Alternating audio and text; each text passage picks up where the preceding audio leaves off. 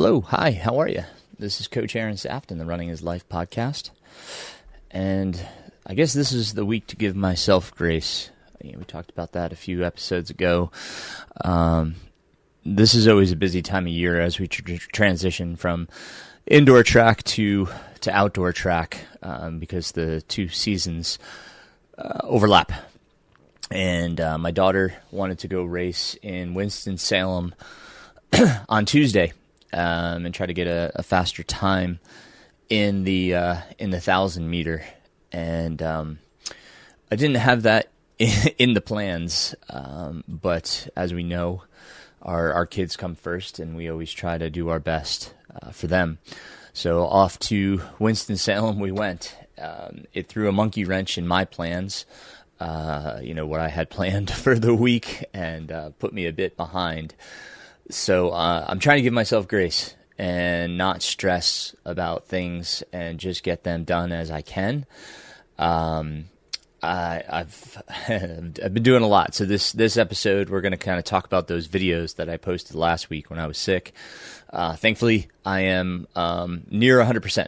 I'm getting back to it. I had a good 14-mile run yesterday with some hill repeats. I was able to do a workout the other day, and we can talk about all that stuff so we can kind of catch up on where I'm at. And but yeah, so thankfully healthy again. Ambryn had a great race. She PR'd by 5 seconds in the 1,000, which is, a pretty big deal for that short of a race.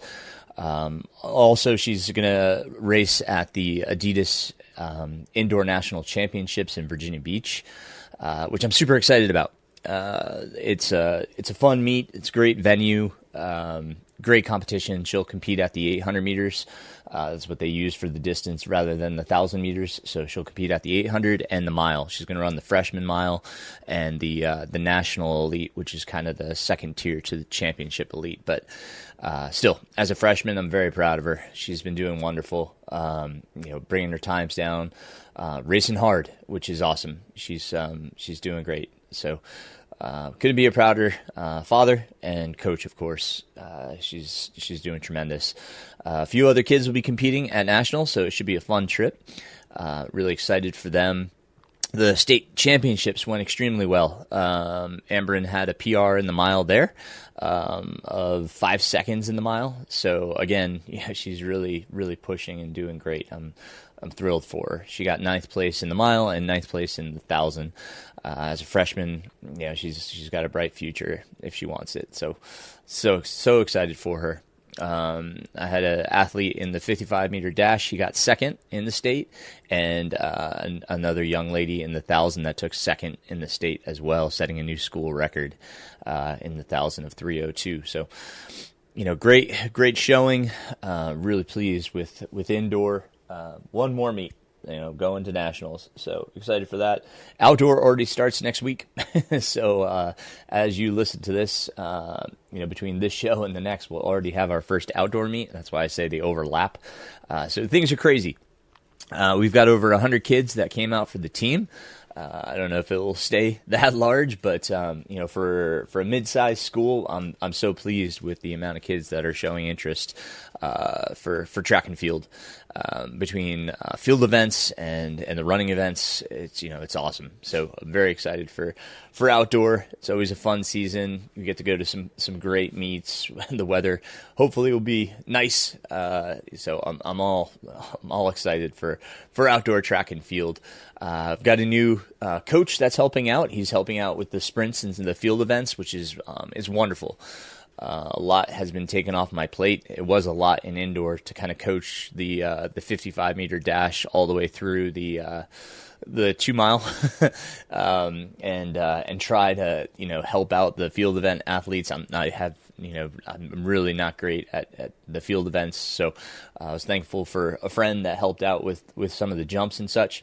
But yeah, so we got a new coach, former Division III coach that has retired. And really excited to have him on board. So pretty cool there. Other things that have been transpiring, I've been volunteering a ton this Rocky Mountain Slam.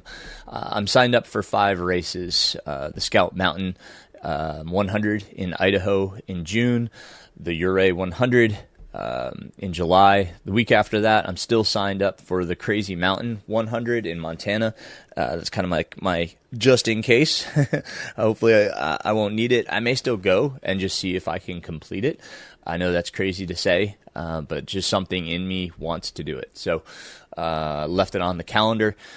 Then in August, I got into the Wyoming Range 100, so be going there early August, and then we finish off with the Bear. Now, each of those requires 8 hours of service, so 5 races, 40 hours of service. So I've been volunteering a ton. We went out to Snook's Nose. For those of you that know the Hellbender course, you're very familiar with Snooks.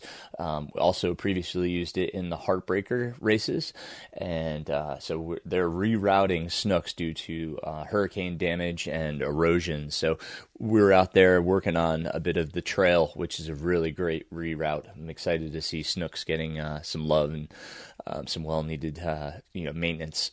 So we were out there Saturday. And then Wednesday here, just a few days ago, I went out to Catawba Falls and helped with a little cleanup and making kind of more of a natural bridge.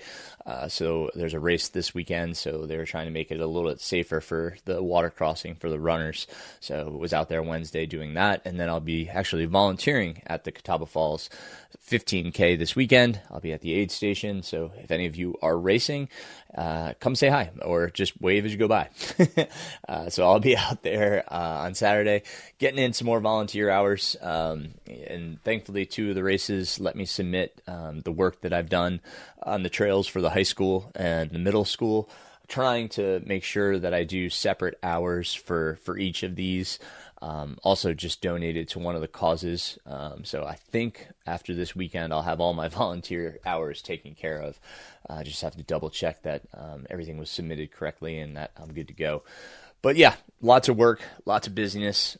It's been fun. So, yeah, that's what's going on. I'll talk about training here in just a bit. Want to kind of go through those videos. I hope that they left you inspired, moved, touched, just thought-provoking. It's just, those were 2 great videos. I happened to stumble across, as I've been sick and the weather hasn't been, perfect. I've been running on the treadmill, and being on the treadmill, I oftentimes turn on YouTube and just kind of go down the rabbit hole of watching YouTube videos, and I found those 2. Thankfully, I really enjoyed those 2. I hope you did. Shaver's video, the gentleman that had lung cancer. I haven't done a follow-up. The video kind of states that he was in hospice, which, I think he's been kind of on that on that unfortunate circumstance for quite some time. It was just a wonderful, emotional video, sharing his story, his journey with this, stage 4 lung cancer. Basically, one lung just completely filled with cancer. Just touching, extremely touching video, and shows what the human spirit is capable of. Oftentimes I remember these type of things when I'm out there and things are rough. It's it lends just a great perspective to us that people have it so much tougher than us. And we're fortunate to be able to do what we do and be healthy and active. So, I tend to remember those in those moments and try to be grateful for the fact that, yes, I am uncomfortable, but I've put myself in that situation to be uncomfortable. Great reminder to kind of change the mental outlook, which is what kind of leads us into the second video of that downward mental spiral and how we stay out of it. Because again, we are fortunate to be able to do what we're doing, and we have to kind of remind ourselves of it, and that it is part of it. I talked to my runners, my adults that I coach the other day. We were on a Zoom call, and we kind of talked about this video, and I had listened to a meditation. I use Headspace, and the leading teacher We talked about resting in awareness, and the fact that this is the analogy that he used: the sky is neither excited by the sunshine nor bothered by the clouds, and that's amazing. That, you know, what we're trying to achieve is that presence of a blue sky, right? Like there's we're not distracted by the sun nor by the clouds. In other words, you know, we're kind of walking a path that you know, we can be happy and we can be sad. That's not, you know, not the you know, that's not the argument here. Is we are capable of managing ourselves and our thoughts and how we're affected by those things that come around us. In the video, he used the example of the person that was listening to their music loudly and how that can affect somebody, how that affects us, you know, in our run. We can be perturbed by it. We can be disturbed by it. We can be angered by it, right?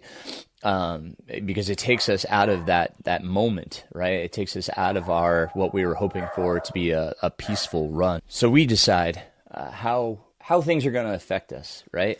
How are we going to react to given situations? A good example right there. I had to pause the recording and go get my dogs because they were going crazy because we have people here fixing our roof. But you know, we can allow these moments to be filled with emotion and reaction, or we can, just as we do when we're meditating, we can witness it. We can acknowledge a thought, a reaction, an emotion, and then try to let it go. Right? But we can't control what others do. Obviously, that's not within our power. So, do we give that you know, that distraction, that emotion, that moment, do we give it the attention? Does it deserve our attention? Right? Again, you know, if someone's out there listening to music, you've been running out on the trail and you've been at peace, and all of a sudden you have this mild distraction. Is it going to ruin your run? Should you allow it to ruin your run? Is that something that's, you know, that's worth your time, worth your distraction, worth your emotion, worth your energy to take attention away from something that you're trying to enjoy? So again, we have to kind of think about, how do we react to these things? How are we going to move forward from them? Right? It's having that peace of mind, that presence, and staying present, and allowing yourself to stay present, stay in the moment, and not judge, right? Like that person may be going through something completely different. Maybe they forgot their headphones. We don't know the circumstance, but yet we judge them for what they're doing. So rather than judge, again, let the moment go and don't harp on it. And that's something I've had to work on, you know, in multiple circumstances. You know, I deal with parents all the time, and you can imagine parents in athletics, it can be very challenging. And there's times where it's more challenging than I'd care to admit, that, you know, their interaction with me has created strife, right? Has created challenge in my life. It has put me in a very uncomfortable circumstance because they didn't get what they felt they deserved or their child deserved. And, you know, it was based on my decision. And, you know, I can't control how they react or what they think, or what they say. Right?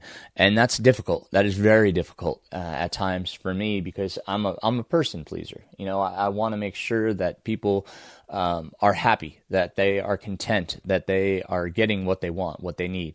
And when things don't go the way that, you know, they want, and they, you know, use a negative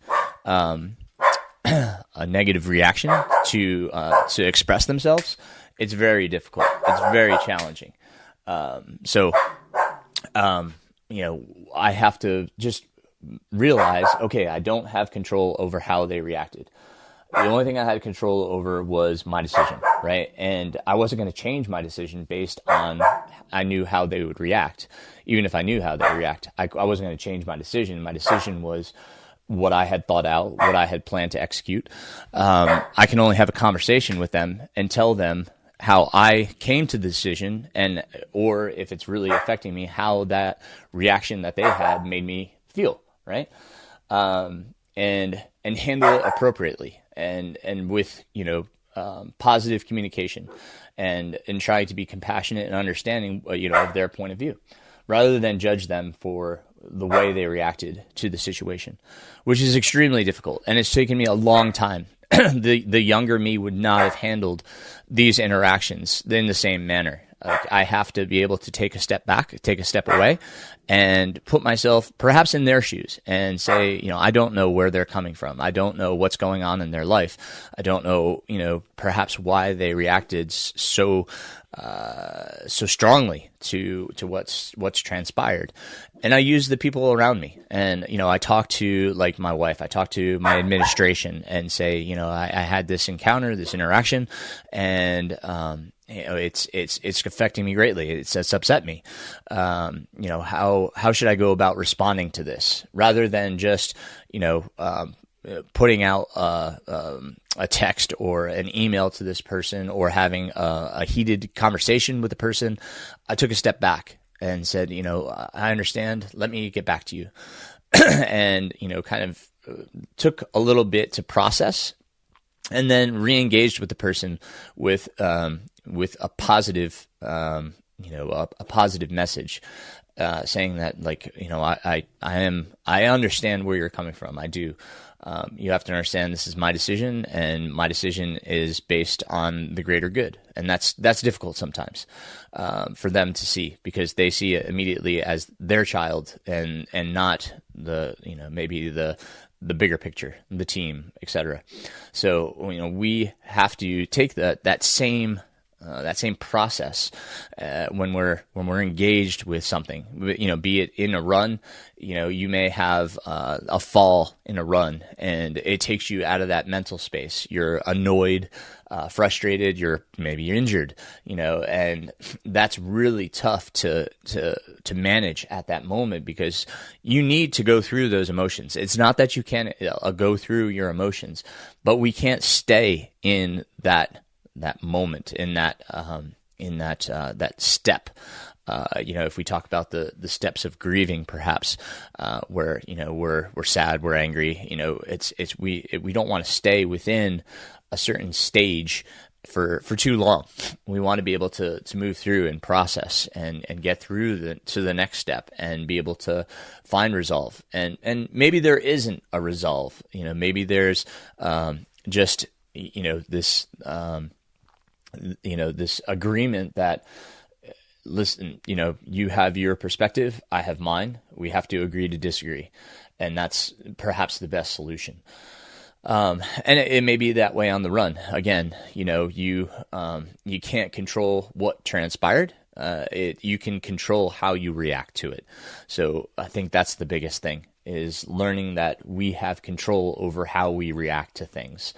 And it takes time. It takes a lot of time and practice in order to come to that, and keep that thought present, that we have to move on. We have to reframe sometimes. We have to find our way through it, so that we don't harp on it. We don't allow that downward spiral to progress.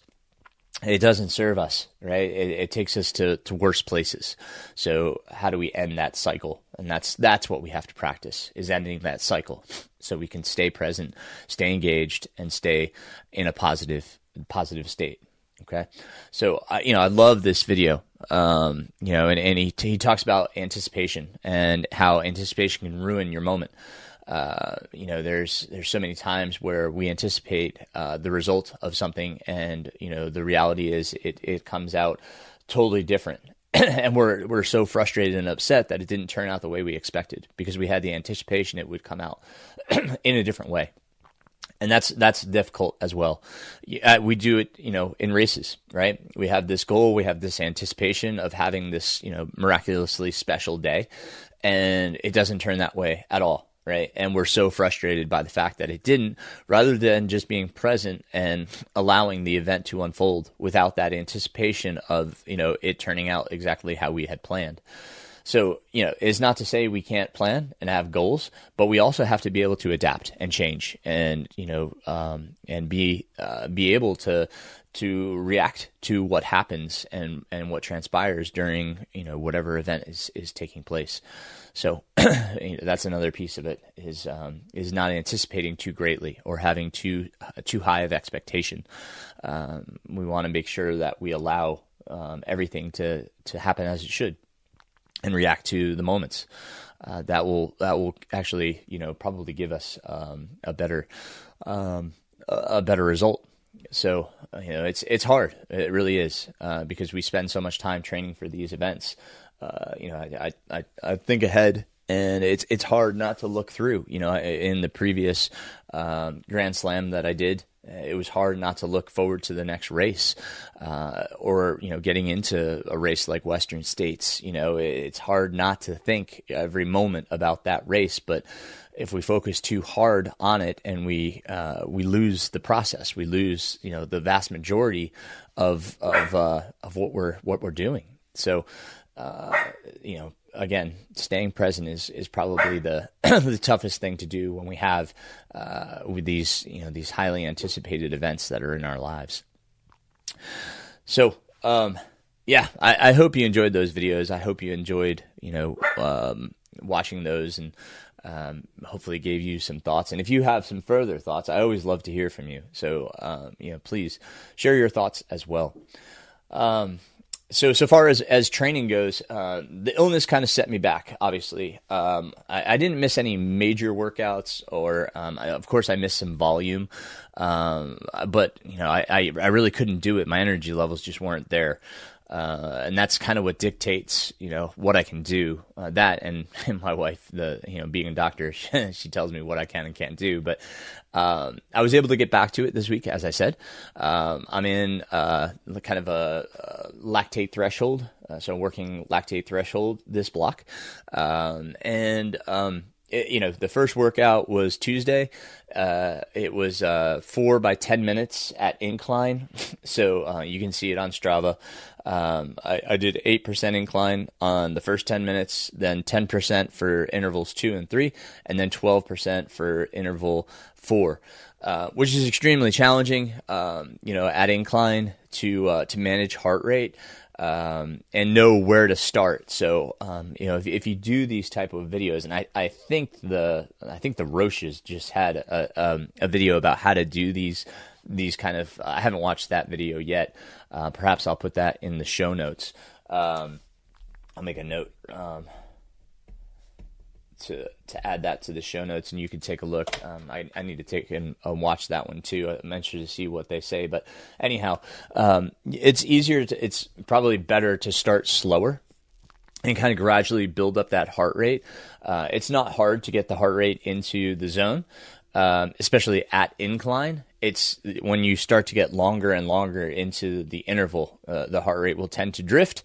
And you have to be cautious and know what is your upper limit, right? Well, how far can I let this go, and just monitor that. And so I know my cap, where my heart rate is getting too high, and I'll slow down the treadmill when I see it starting to bump up towards that ceiling, right? So before it gets anywhere near that, I'll decrease the speed so I can manage the heart rate. It doesn't get above the set threshold, so I stay within zone. That's super difficult. It's the first time in a while I've kind of done this. So getting back to these threshold workouts, going to do the same workout next week. This went extremely well. I finished feeling like I could do more, which people are always surprised by, but the threshold really, it's not an extremely difficult effort. And I think that's something that we mismanage, especially when we're going by perceived effort. And this is and I always tell my athletes, this is an extremely important workout to nail, right? We're trying to work something very specific. And if we work too hard, we're not necessarily getting the full benefit of the workout. So that's why I say it's important to track this one. I've been using my Wahoo tracker, and it's served me extremely well on that workout. I'll put that one in the show notes. It's a rechargeable heart rate monitor. And it's a chest strap. It works extremely well. I know a lot of the athletes are trying to use this Koros armband, but I'm not seeing much success in the higher zones in it being accurate. It's also reading quite low in the lower zones. So, I'm a little hesitant with the technology. I'm actually staring at mine right now. I have one myself. Thought about using it again just to kind of test it out and see if I can, get it to work a little bit better. I got it in my hands right now, but I'll put that one in the show notes as well, just so you can kind of check it out. I know a lot of people don't like wearing chest straps. Only thing that I'm hesitant with is that the armband uses the same technology as our wristwatch. It is optical versus the electrical sensor that comes with the chest strap, which is extremely accurate. I won't say extremely accurate. It is more accurate than anything else out in the market. So, but all said, yeah, it went extremely well for my first workout back. The 14 miler yesterday, I just really enjoyed being on the trails. Haven't been out on the trails in quite some time due to all the ice and snow we had, the melt off. I just didn't want to be on the trails. So it was great to get back out there yesterday. Really enjoyed my time out there. Did a few river crossings. Water was extremely cold, and I could kind of zap my legs when I got out of the final river crossing. I could tell my legs were a little bit tired, but really enjoyed my time out there. I've got some new gear that we've purchased. We'll talk about that here in another episode. Excited to kind of talk through some of that stuff. Should be good to go for the races. I'm thinking of getting the new Garmin. I sold my Garmin InReach 2. We have to carry a Garmin for Wyoming. They are going to provide it, so I don't know if I kind of talked to my wife and asked her, like, what does she feel safer with, because she can track me on my phone, or should I get this new InReach 3, the InReach Mini 3. So if you guys have any input on the Garmin InReach Mini 3, also put that in the show notes. If you have any input, I'd love to hear, your input as well, on that. Planning on buying that here in March if I do so. So, like I said, training is going pretty well. Coming back from this illness, trying to get in my strength training. I'm still doing the Stairmaster twice a week. I'm up to 25 minutes. I've also increased the resistance. I can tell my legs are getting stronger, so I've had to increase the resistance on that, which is pretty cool to see. Still doing incline. I'm hiking with a 20-pound rucksack. Another conversation: rucksack versus weighted vest. I'm using the rucksack, 20 pounds at 15%. I'm up to about 40 minutes, trying to keep the heart rate in 60 to 69%. So kind of a recovery zone, just trying to really improve my efficiency at incline. So that's going pretty well. And still weightlifting. Coach Will has been providing that, doing that 2 days a week. So staying very busy with like the ancillary things and also building the mileage. So, it's challenging at times to kind of get everything in. But I seem to be managing pretty well at getting things in. It's been kind of a shift in mental priorities, and that's again why this podcast is coming out a bit late. Is I just really needed to be able to get some things done rather than be stressed about recording the podcast and getting this back out there. So I appreciate your patience in all of that, and I've brought on a few new athletes. I still have some space if you're looking to come on board for coaching. Just reach out. You can go to my website, runningislife.run. There's a form on there that you can fill out and reach out to me if you're interested in coaching, and we'll set up a call and talk about what coaching looks like and if you'd like to proceed. So I appreciate you guys for listening. Again, thank you for your patience in getting this out, and for my lack of a podcast last week. Just my throat really was not in the condition to hold a podcast. So happy to be back, and I'm always looking forward to, your comments, questions. So if you have a topic you want me to dive deeper into, especially on training, I love those episodes talking about training and, things that we do. So please reach out. And until next time, keep moving forward, my friends. Running is life.